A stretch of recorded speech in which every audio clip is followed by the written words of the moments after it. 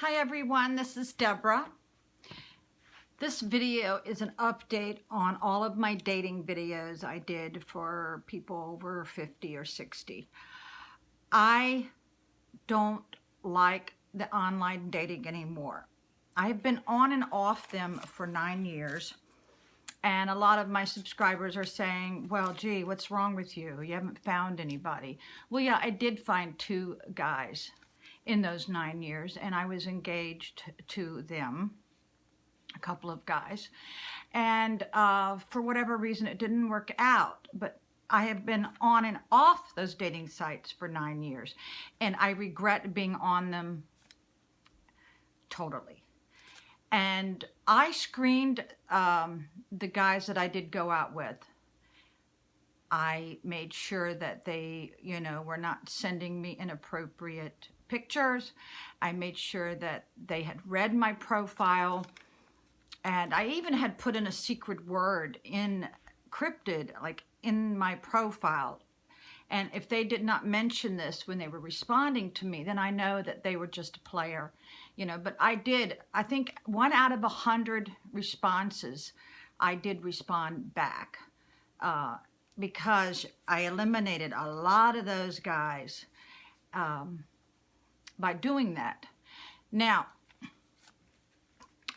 there is some misconceptions about one of the guys I talked to in my video about he had a swastika. Okay, I did not date him. So for those who assume that I did, you're wrong, because what happened was I had a Hummer and I had to go to court early that morning, and by 3 a.m. when I was getting ready to leave, I realized my battery was dead. So I had to call a tow truck, and this guy was a tow truck driver. And during the course of the night when he was helping me, he wanted to, get my number. Well, he already had my number to go on a date. And then when I happened to see one of his tattoos, I said, no way. So that's how that progressed. No, I did not date him. But because he did have my number, because I was broke down, he had stalked me for over a year. I finally had to block him. So another misconception in a guy that I was engaged to for about 2 or 3 years, we went to the racetrack all the time, every weekend. Now, I love going to the racetrack. In fact, I grew up at a racetrack. Now, I'm not talking about horse racing. A lot of you subscribers think it's horse racing. No, it's drag racing, with the Christmas tree. So yeah, I went with him because I just adored him. But I realized after doing this, he had never asked me what I wanted to do. So that is when I put 2 and 2 together and realized he was very narcissistic. Another way I came to that conclusion is that he had a tattoo of himself this big on his back of his own picture of his own self, and he did everything for show. Now what that means is he was always on. Everything was about getting attention to him, and as time progressed, I realized he was very, very controlling.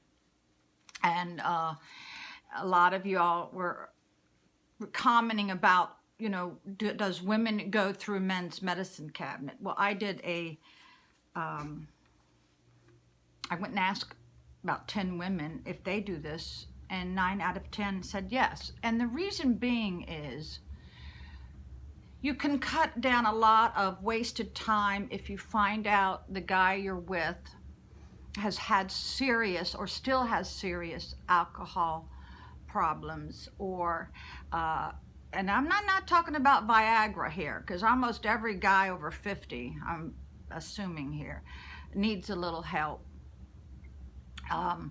But yeah, almost all women do that. And are you guys sitting back there saying that if you had the opportunity and you saw some girl's phone that you wouldn't at least, scroll through?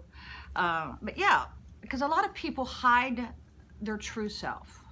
And if you can cut down some of that nonsense, that helps. So no, I don't have any regrets finding the truth out about some of these guys. So I hope that explains a lot. Yeah, I did go through his cabinet looking for some salt and pepper, and that's where I saw his antabuse, which is what they give alcoholics, that if they do have a drink, they would get morbidly, you know, very, very sick.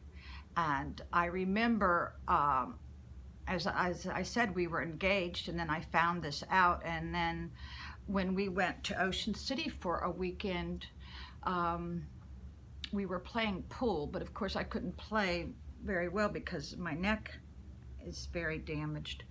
He said to me that I'm responsible for his sobriety. No, anybody who's been in those rooms knows you're responsible for your own sobriety. So yeah, things didn't work out with him for many, many reasons, but I still love him. And I'm a firm believer that when you love somebody, you never stop loving them. And I wish him all the best. Yes, and I am not on the dating sites anymore, and I can tell you it is a waste of time. And you guys should not give up. Let me tell you what you should do.